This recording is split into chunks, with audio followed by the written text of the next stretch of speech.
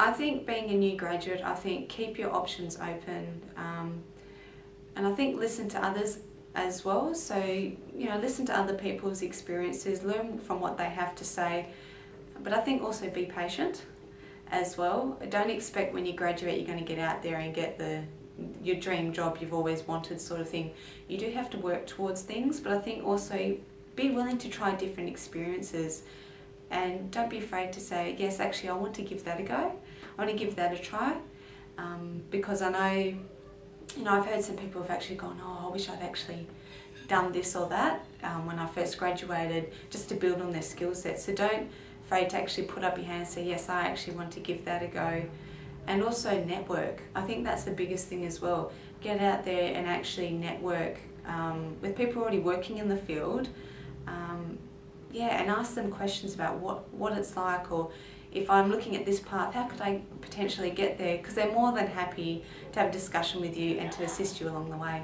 I'm just amazed how well qualified people are when I meet young graduates. Are much better qualified than we ever were 20 or 30 years ago. How well motivated people are, and I don't think there's any limit to what people can do in their work and home lives, as long as they're genuine and take feedback. I think that's really, really important. And have great conversations with people where you question each other and you just incrementally work towards making a better place for everyone. You graduates, look, you provide us with a whole range of new ways of thinking and doing things, and we really appreciate that. But just remember that we've been around for a bit longer, and we do sort of know some of the things that can trick you up and some of the challenges that are out there. So try to learn from us just as we will try to learn from you. I guess probably the greatest one is that I have great faith in people. I believe people can look after their own health with that support. I believe there are people out there like health graduates that are going to move out into the world that can assist those people to live longer and healthier lives. It's really important to network. It's important to get out there and talk to as many people as you can, to learn as much as you can. And I guess the other big thing that I've probably learnt in the last 5 years is it is about collaboration, that you cannot work in isolation to assist people with their health. There needs to be a multifaceted approach to assisting people to do that, and that can come from government, that can come from medical people, that can come just within the workplace, it can come from families, from everywhere. I think that collaboration to work towards those similar goals is vital.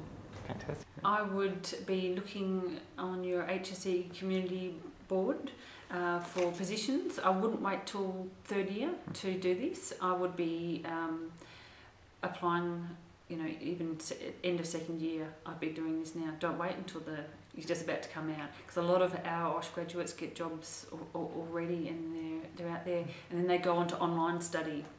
And final tips is it doesn't end once you get a job. It's continuous learning, and a classic example is the new harmonisation of health and safety laws.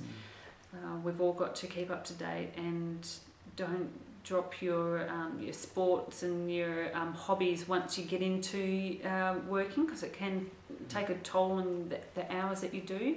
Make sure that you look after your health and have balance. I don't really have any advice. I think it's just try to enjoy what you study.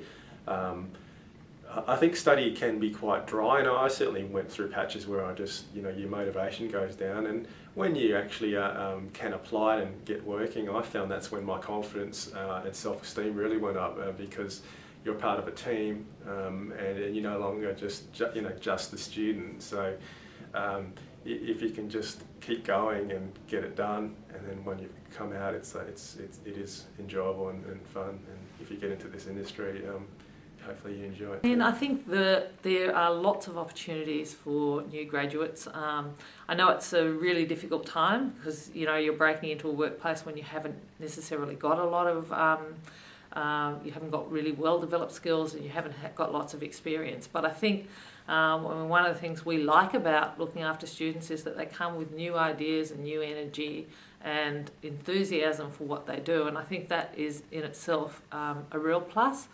I think it's always good to recognise your limitations as well, and I mean, you know, you never want people who are too cocky when they don't really know what they're doing. So I think it's always appropriate to think about seeking guidance. You know, I think that notion about working in a team and that you're not out there on your own is a really important one. So having skills and attributes that support that working in a team environment is really important. Final advice would be trust yourself, because when you go out into a new role, you feel like you don't know anything sometimes, and you think that lots of people that you're working with have been there for a long time and they've done it all, but I think that you also know a lot because you've studied for at least 3 years at university, you've got life experience, and you have your own voice that you can bring to the workplace. So trust yourself and go for it. So some final advice. Well, I think as health practitioners, what we've got to do is to make up our minds which one of the 3 S's we need to be aiming for in life. And those 3 S's are survival, success, or significance. And we can make the choice to just be involved in our work and in our life to simply get everything done that we need to get done and to be involved in the rat race, if you like. We can decide to be successful and write all the research papers, get all the money, have the boats and the fridges and everything else.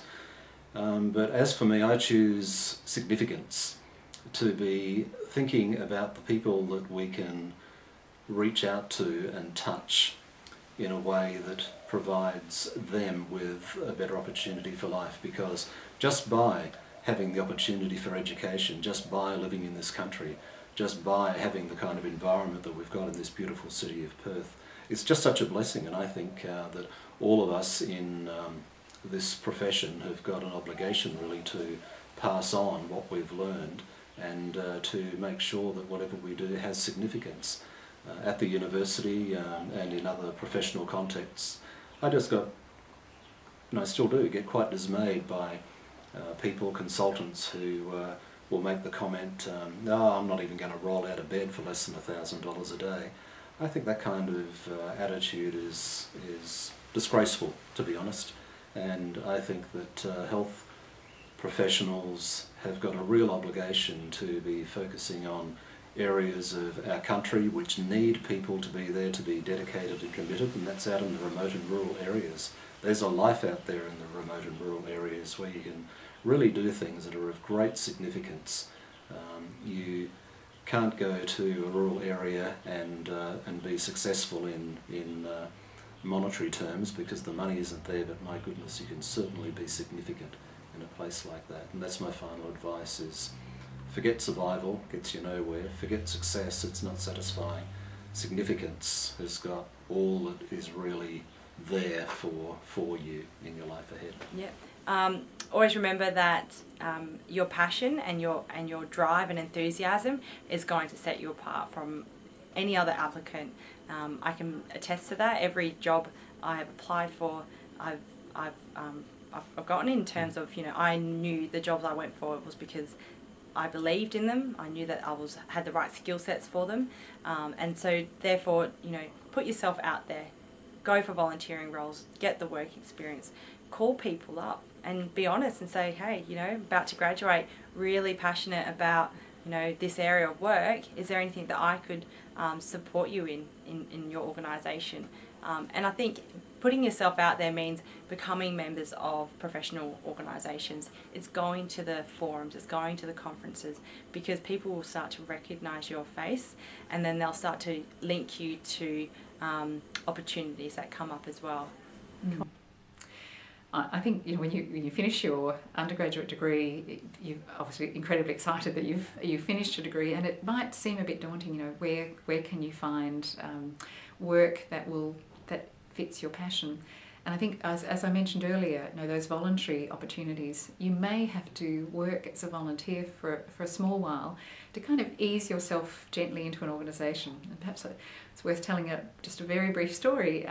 When I was working not long after I'd finished my degree, my husband was transferred to the United States. I was desperately keen to work there because I'd learned so much, and really the only way I could find my way into those organisations was to go and explain what I thought I had skills in and my passion, and eventually they'll let you in because you're free, and then people get to know you and they get to trust you, and it's surprising the opportunities that you might find in that organisation, while at the same time the other organisations who you're affiliated with through that, the opportunities come up. So it might not seem like the ultimate goal, but it certainly will help you to sort of get into those opportunities perhaps a little more easily than just applying for jobs through the paper or wherever.